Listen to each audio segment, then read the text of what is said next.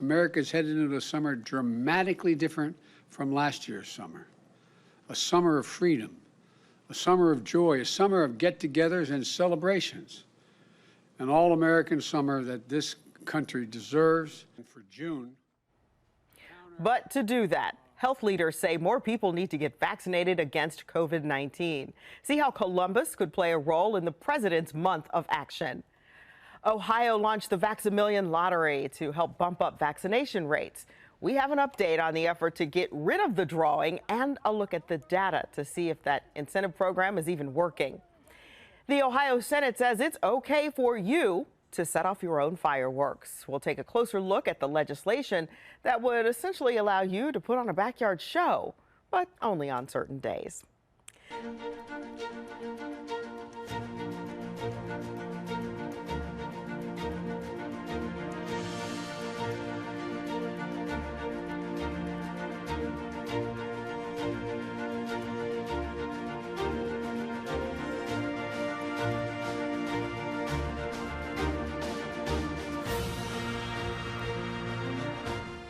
Thank you so much for joining us today for Face the State.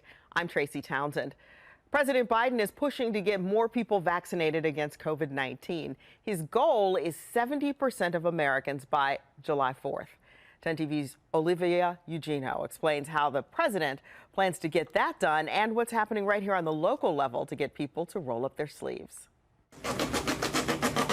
What'll it take for you to get vaccinated? A beer? $1 million? How about a buzz or a cut? And I think it's a great opportunity for a lot of barbershops to get some exposure. Al Edmondson from A Cut Above the Rest is fully behind President Biden's idea to make barbershops vaccination sites. Absolutely. I'll be willing to open up the doors with some stipulations. I think that one of the things that that's very important is that being able to make sure that we're able to sanitize our shops once people leave.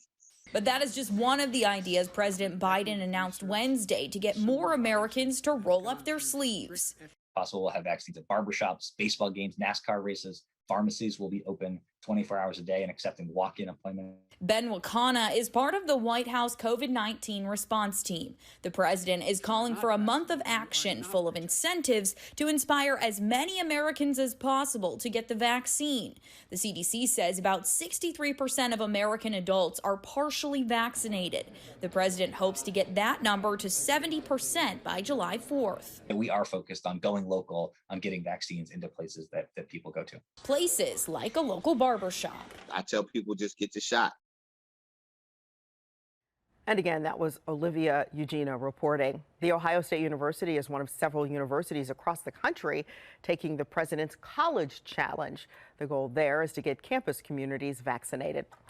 Another week and another Vaccimillion drawing. Two more lucky Ohioans won the $1 million prize, and that's college scholarship, respectively.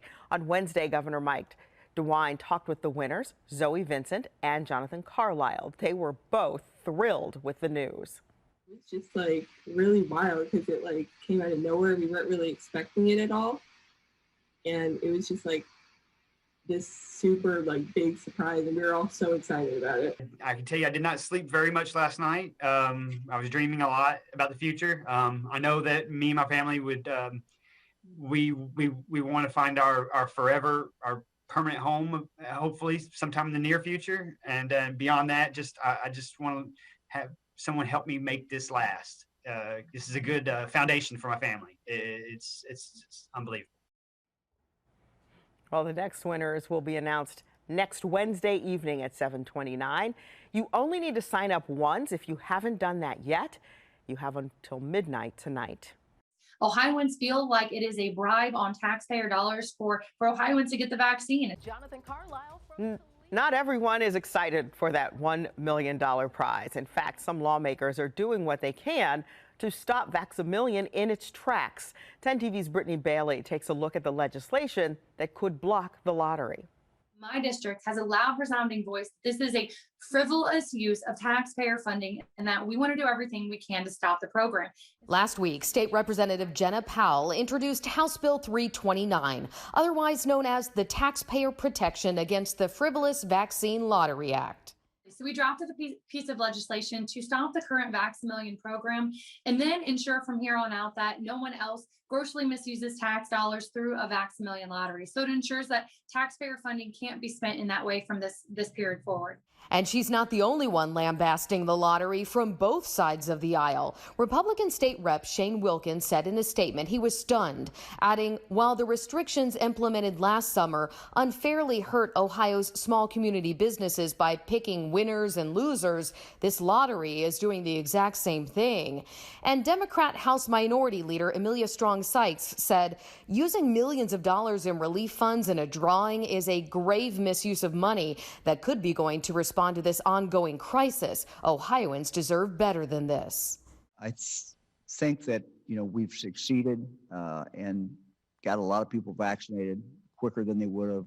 Many people who've been vaccinated maybe weren't going to get it at all.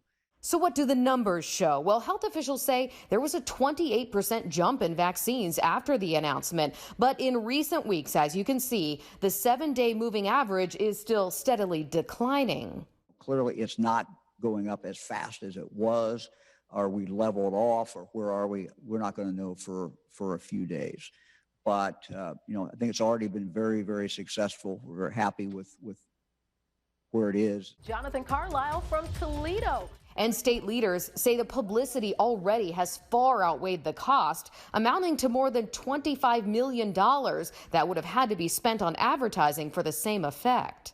We would rather see the money going toward the Small Business Relief Fund in our state or toward children's mental health. Those are two areas that we feel could be helped very greatly when it comes to funding from the federal government. For now, the money is still headed for 6 more winners. Brittany Bailey, 10 TV News. House Bill 329 still has to be assigned to a committee. However, it does have an emergency measure so that it would immediately take effect. The governor says he would veto the bill if it makes it to his desk. This week, the majority of the pandemic health orders expired. Those include the closure of all K-12 schools, the stay-at-home order, social distancing, and mask mandates. Keep in mind, some cities still have those mandates in place for masks. Columbus's mandate could end next week when City Council meets. With the health orders gone, the state's chief medical officer says it's now your responsibility to protect yourself against COVID-19. Dr. Bruce Vanderhoff says that means getting vaccinated. However, children 11 and younger are still not able to get vaccinated against COVID-19. Until then, Dr. Patty Manning Courtney at Cincinnati Children's Hospital says your child may still have to wear a mask in public areas. We are one variant away from COVID being more serious in children. There's no way to predict that the next variant, which will develop if disease is swirling around, that variant couldn't be more harmful to children. We have a handful of children with COVID in our hospital, including today. And the thing that you can do to protect those children who can't be protected is you can get protection. You can get vaccinated. That's the number one thing you can do. If you don't get COVID, if your chance of getting COVID is greatly reduced, you won't transmit it to children who are vulnerable. And some of those children who are vulnerable have other illnesses. They have cancer, they have organ transplants, they have chronic diseases, and we want to keep them safe.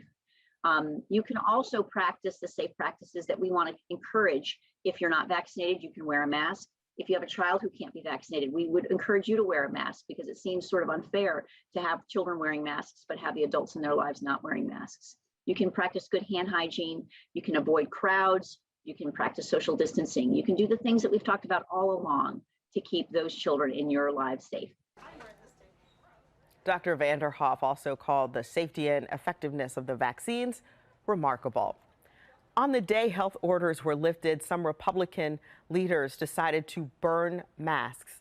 Ohio Senate candidate Josh Mandel posted this video of himself there in a stairwell burning a mask with a lighter. Ohio Attorney General Dave Yost put on more of a production, setting his mask on fire with lighter fluid and a match while Jimi Hendrix's song Fire played. Yost is one of millions of Ohioans who were, in fact, diagnosed with COVID-19 in the pandemic. It's been nearly a year since the pandemic health orders took effect statewide. 10 TV's Kevin Landers takes a look back at how masks became a way of life. On March 14th, Columbus reports its first case of COVID-19. 4 days later, we are not at the mercy of this virus. Columbus Mayor Andrew Ginther, along with Columbus Public Health Commissioner Micaiah Roberts, declare a public health emergency. This is not being overblown by the media. This is a real pandemic. By March 20th, Ohio recorded its first COVID-19 death. And so to my fellow Ohioans, for a while it's going to seem like we are in fact living in the valley of death. 2 days later, on March 22nd, Governor Mike DeWine declares a statewide stay-at-home order. This is a very dicey time. This is a very crucial time. On April 27th, DeWine issues a statewide mask mandate for customers and employees under his reopening plan. But in a move that would spark one of many controversial decisions, DeWine changes course. 24 hours later, he explains his mask reversal. People who are shopping, going into a retail business, is offensive to some of our fellow Ohioans. I've heard you, and we're not going to mandate this. 65 days later, on July 2nd, Columbus Mayor Andrew Ginther signs an executive order mandating masks in public.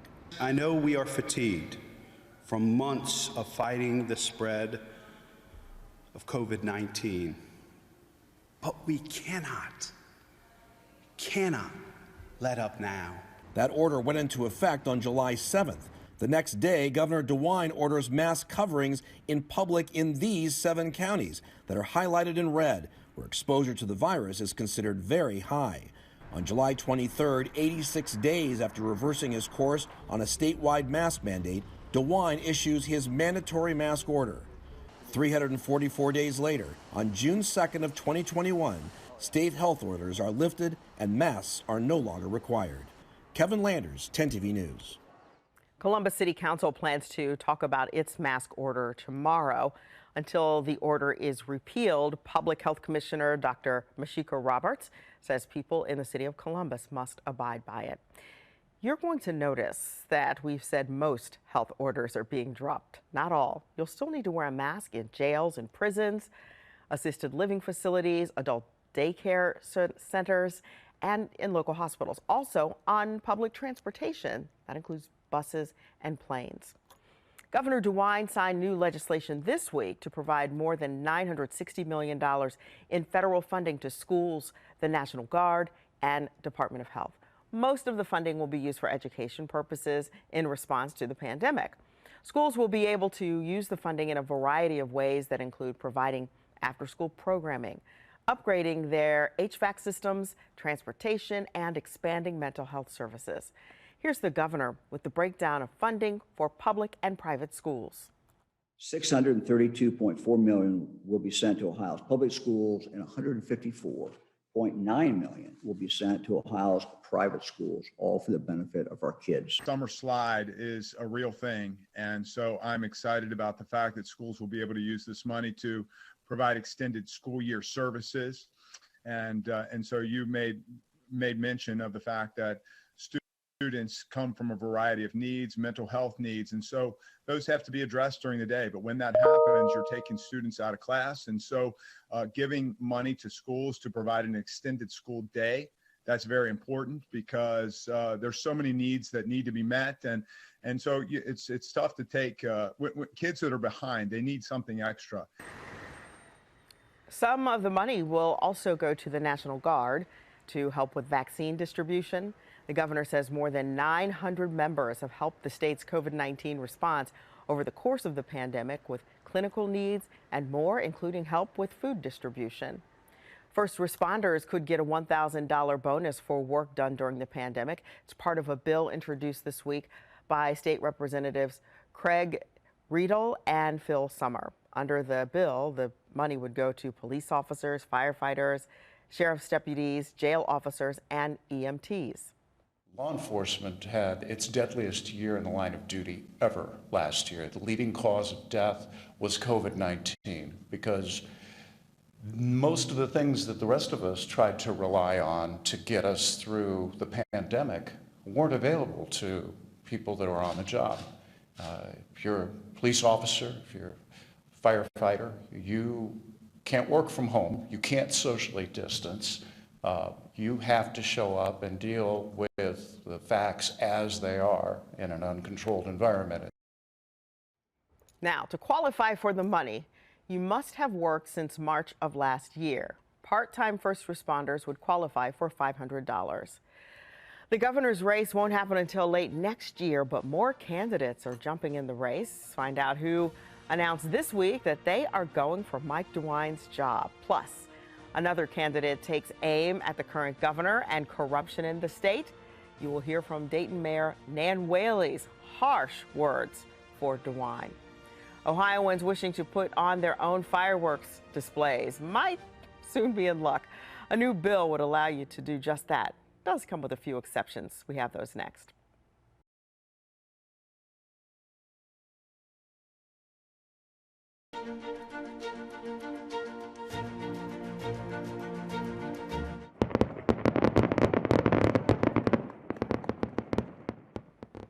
The 4th of July is quickly approaching, and Ohio is one step closer to easing fireworks restrictions across the state.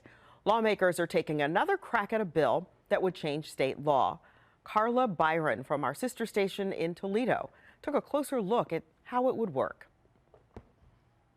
Right now, novelty fireworks can be sold and used in Ohio. Basically anything that goes snap, crackle, or pop, including sparklers. If signed into law, Senate Bill 113 would allow people to buy and use 1.4G fireworks before, during, and after around 15 holidays of the year. And that's a big concern for health and safety advocates.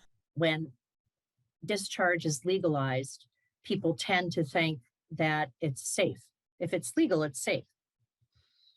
And that is certainly not the case at all. There's no safe way that our fire officials and our insurance organizations and our medical organizations say there is no safe way to use a dangerous product like a firework. State Senators Terry Johnson and Michael Ruley, who introduced the bill, say it will loosen firework restrictions while ensuring Ohioans have the necessary information and tools to safely discharge them. That information would be available as a safety pamphlet and tools such as safety glasses, which all firework retailers must offer to their customers. The bill also establishes a committee to advise the state fire marshal on rulemaking for firework usage, sale, manufacturing, and wholesaler licensing. The bill may be further amended before moving to the governor's desk. Carla Byron, WTOL 11. The bill would also create an Ohio Fire Code Rule Recommendation Committee to review changes to the state fireworks law and impose a 4% fee on purchases of consumer fireworks to pay for firefighter training programs. Candidate for Governor Nan Whaley now has the backing of 23 current Ohio state reps and senators. The endorsements came the same week she released a plan to fight corruption in Ohio government. Dayton Mayor Whaley pointed to the House Bill 6 scandal and CoinGate, saying these schemes cost money and make them lose trust in elected leaders. She laid out a plan that includes creating a public accountability commission to investigate corruption and work with lawmakers to close those dark money loopholes. Sunlight is the best disinfectant. To truly take on corruption and pay-to-play politics, we must dramatically increase transparency and bring in real public oversight. The Ohio Republican Party responded to Whaley's plan, saying her press conference today or last week launched, quote, cherry-picked partisan attacks, and that Mayor Whaley should work on fixing the culture of corruption in Dayton City Hall. Again, comments from the Ohio Republican Party. Whaley is not the only one running against Governor Mike DeWine. On the Democratic side, along with Whaley, Mayor of Cincinnati John Cranley announced that he is going to run during a call this week with USA Today Network Ohio Bureau. On the Republican side, there's Joe Blysten. He's a farmer born in East Liverpool. His campaign website says he's a constitutional conservative. The governor's race will happen in November of 2022. Mark your calendars so you can expect the candidate pool to grow, of course, in that time. We will be sure to keep you updated every step of the way. Senator Rob Portman visited the National Veterans Memorial and Museum on Memorial Day, and he said, "We as a country have never had freedom without bravery." Portman talked with us after the ceremony about that attack on the nation's capital on January 6th, and he told us why he wants a commission to investigate. I supported the effort to move forward on that only with the understanding that it was going to be nonpartisan. It wasn't going to be a Democrat commission, it wasn't going to be a Republican commission, it was going to be an American commission. Senator Portman says he wants the American people to know how we can avoid that kind of thing in the future and not to forget what makes our country great and our veterans who made it possible, especially on Memorial Day. The city of Columbus now knows the name of its next police chief. Up next, you'll hear her plans to tackle that record-breaking violence we're seeing in the capital city. Ohio's mask mandates are gone, but some cities are holding out, waiting to make the call. I'm Molly Brewer. When the mask mandate could go away in Columbus, Monday on Wake Up CBUS, starting at 4:25.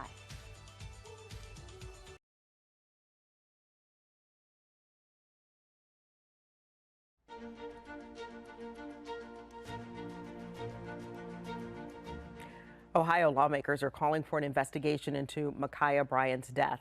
The 16-year-old was shot to death by Columbus police officer Nicholas Reardon in front of her foster home back in April. Reardon shot Bryant after he saw her lunge at a woman with a knife. He has not been charged with anything. Senator Sherrod Brown and Congresswoman Joyce Beatty want the Department of Health and Human Services to investigate the foster care system and the events that led to Micaiah's death. No word yet on whether the HHS is in fact going to take up that case, so we'll monitor that. There is a new leader of the Columbus Division of Police. Mayor Andrew Ginther introduced Elaine Bryant as the new head of the CPD. 10 TV's Lacey Crisp was at the announcement and spoke with the new chief. Elaine Bryant will be the first of many things. She'll be the first outsider to become chief. She will also be the first Black woman to lead the division. I will not lead this division with fear, because in the words of one of the most influential leaders and mentors that I've had, cops count and leadership matters. Setting the tone for her leadership style, Detroit Deputy Police Chief Elaine Bryant has been named the new chief of the Columbus Division of Police.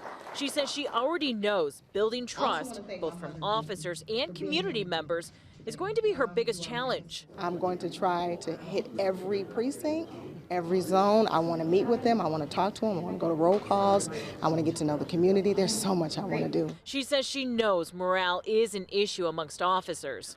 Have the officers know that I'm here to support them. And admits she's alarmed by the violent crime rate in the city. You want to get it on the front end. So I think prevention is key. You know, when you do your analysis and you look at the data and you figure out where the crime is happening, what's occurring, you want to try to get ahead of it. You don't want to chase it. Bryant served in several different positions in her 21 years in Detroit, from patrol to homicide, and also worked on getting the department up to date under its federal consent decree, something Mayor Andrew Ginther argued is important for Columbus. I believe that we need the federal government's help, and that's why we invited them in to take a look at things. I believe the Department of Justice will be involved with the Columbus Division of Police sooner rather than later. Surrounded by her mother and aunt, Bryant says she's looking forward to getting to work in Columbus. I want to become a part of this community, so if I'm moving to Ohio, I'm moving to Ohio. And Bryant does not have a start date in mind just yet. Interim Chief Mike Woods will stay on for now. In Columbus, Lacey Crisp, 10 TV News. Bryant will have to become Ohio Peace Officer Training Academy certified. She will not be able to wear a uniform or carry a gun until she does. She has 1 year to complete that certification. We thank you all for joining us here today. Remember, if it affects you, your family, and Ohio, we're here to make sure those accountable face the state.